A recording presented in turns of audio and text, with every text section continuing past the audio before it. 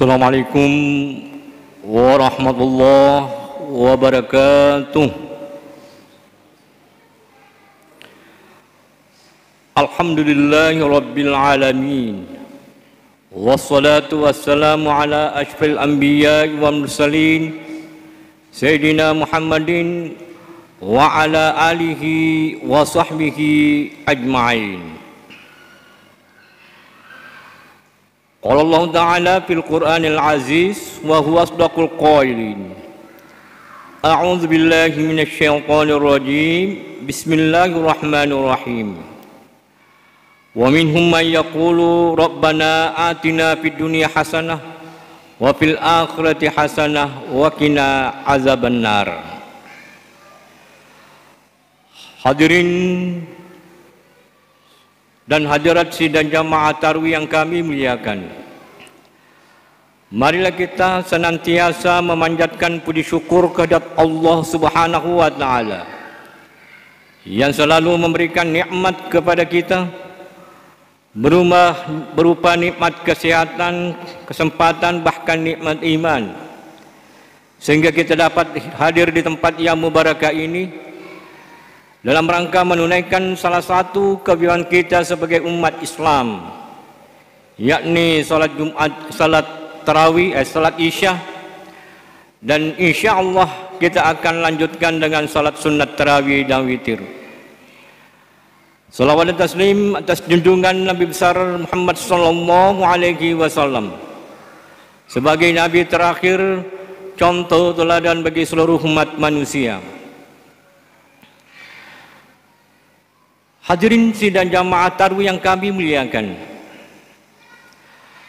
di dalam kehidupan kita di dunia ini sering kita berdoa kepada Allah Subhanahu wa Ta'ala,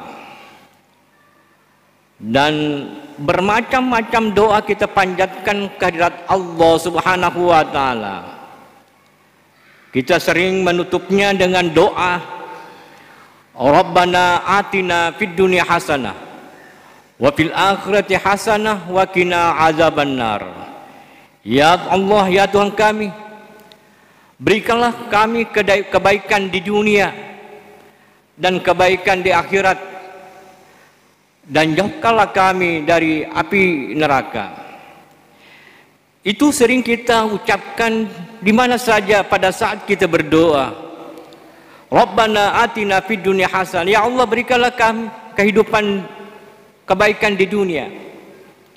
Pertanyaannya sekarang adalah, apa yang dimaksud, apa yang terkandung di dalam doa kita itu yang disebut dengan fid dunya hasanah, kebaikan di dunia, yang selalu kita minta pada saat kita berdoa kepada Allah Subhanahu wa Ta'ala. Yang pertama adalah minimal ada 5 kebaikan di dunia yang selalu kita minta. Pertama adalah sehat wal afiat. Sehat wal afiat, ada orang yang sehat plus wal afiat, tetapi ada juga orang yang sehat tidak wal afiat. Saya berikan contoh umpamanya, ada orang yang mampu main futsal berjam-jam, ada orang yang mampu berlari berkilo-kilometer, jalan berkilo-kilometer, mampu main sepak bola, main takraw, main voli dan seterusnya. Itu berarti kakinya termasuk kaki yang sehat. Tetapi apakah dia walafiat? Belum tentu.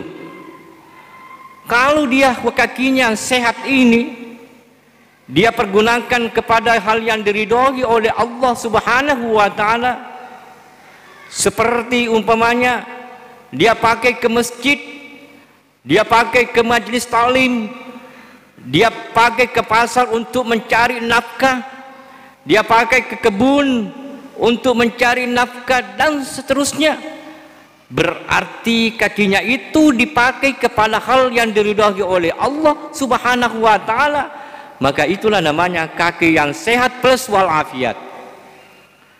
Tetapi kalau kakinya yang sehat tadi ini dipakai hanya untuk pergi ke tempat-tempat maksiat, dipakai untuk pergi ke tempat perjudian untuk berjudi umpamanya, untuk pergi minum minuman keras, pergi merampok, maka kakinya itu kaki yang sehat tetapi tidak walafiat. Kenapa? Karena kakinya itu dipergunakan kepada hal-hal yang perbuatan mungkar yang mendatangkan dosa. Ada orang yang mampu bercerita, ya, berdiskusi, ya, berbicara berjam-jam,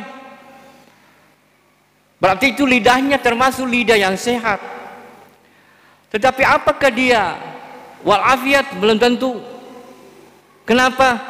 Kalau lidahnya itu dipakai untuk berzikir kepada Allah, dia dipakai bercakap-cakap atau berdiskusi dengan lawan bicaranya, dengan temannya yang mendatangkan manfaat dan menolak kemudaratan, maka itu namanya termasuk lidah yang sehat plus walafiat. Tetapi kalau lidahnya yang sehat ini hanya dipakai untuk menceritakan kejelekan orang lain, hanya dipakai untuk mencaci maki orang lain, hanya dipakai untuk menceritakan aib orang lain, kekurangan orang lain, maka tentunya lidahnya itu termasuk lidah sehat tetapi tidak walafiat. Kenapa?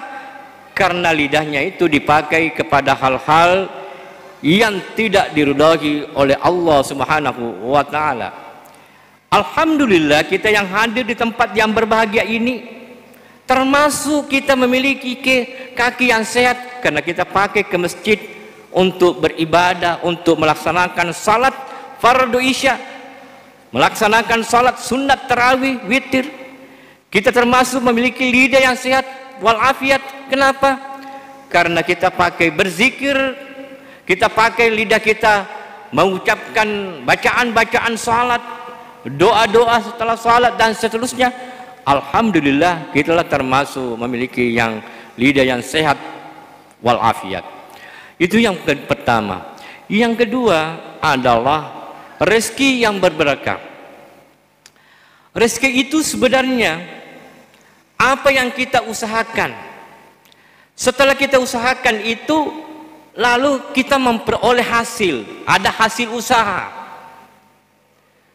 Nah, setelah ada hasil usaha, lalu kita bermanfaatkan, mempergunakannya kepada hal-hal yang diridhai oleh Allah Subhanahu wa taala. Jadi kalau kita berusaha lalu kita mendapatkannya, itu namanya hasil usaha. Tapi apakah itu sudah merupakan rezeki? Belum tentu. Kalau itu dimanfaatkan, berarti itu dimanfaatkan untuk membelanjakan, sedekahkan, berarti itulah namanya rezeki yang berberkah. Hadirin sidang jamaah tarwih yang kami muliakan, oleh karena itu rezeki yang diberikan, dititipkan oleh Allah Subhanahu wa taala, kita harus mempergunakannya sesuai dengan yang menitipnya. Siapa yang menitipkan? Yaitu Allah Subhanahu wa taala. Olehnya itu, apa yang diberikan oleh Allah kita harus syukuri. Wa in ta'uddu ni'matallahi la tuhsuha. Bila kita akan menghitung-hitung nikmat Allah, pasti kita tidak akan mampu menghitungnya. Apa itu nikmat? Nikmat itu sebenarnya adalah tambahan. Nah, dulu kita tidak punya baju, sekarang ada baju. Berarti baju ini adalah tambahan bagi kita. Karena ini merupakan suatu tambahan, maka kita harus mensyukurinya. Nah, bagaimana cara mensyukurinya? Nikmat baju yang diberikan oleh Allah Subhanahu wa taala kepada kita, bukan hanya mengucapkan alhamdulillah, tapi kita harus mensyukur dengan hati, menyadari bahwa ini dari Allah Subhanahu wa taala. Lalu kita mengucapkan alhamdulillah, tapi bukan hanya sampai ucapan, tapi bagaimana kita memanfaatkan, mempergunakannya kepada hal-hal yang diridhai oleh yang menitipnya, yaitu Allah Subhanahu wa taala. Allah menitipkan harta kita supaya kita mempergunakannya kepada hal yang diridhai oleh yaitu yang penitipnya, yaitu Allah Subhanahu wa taala. Nah, jamaah masjid kita ini termasuk jamaah yang mensyukuri nikmat baju yang diberikan oleh Allah Subhanahu wa taala kepada kita karena kita pakai ke masjid untuk beribadah. Dulu kita tidak punya rumah, sekarang punya rumah. Berarti rumah itu adalah tambahan bagi kita. Karena ini merupakan suatu tambahan, berarti ini merupakan suatu nikmat dari Allah. Karena ini merupakan suatu nikmat, maka kita harus mensyukurinya. Bagaimana cara mensyukurinya? Ya kita menyadari syukur dengan hati, bahwa menyadari bahwa ini ada dari Allah, lalu dengan lidah mengucapkan alhamdulillah. Setelah itu lalu syukur yang sebenarnya, yaitu kita manfaatkan, mempergunakannya kepada hal yang bermanfaat, yang diridhai oleh Allah Subhanahu wa taala. Hadirin sidang jamaah tarawih yang kami muliakan, yang ketiga, fid dunya hasanah, yang selalu kita minta pada saat kita berdoa kepada Allah Subhanahu wa taala, yaitu rumah tangga yang sakinah, mawaddah, warahmah. Rumah tangga yang tentram, ya, penuh kebahagiaan. Olehnya itu, seorang suami dia harus mengetahui hak dan kewajibannya itu harus dilaksanakan.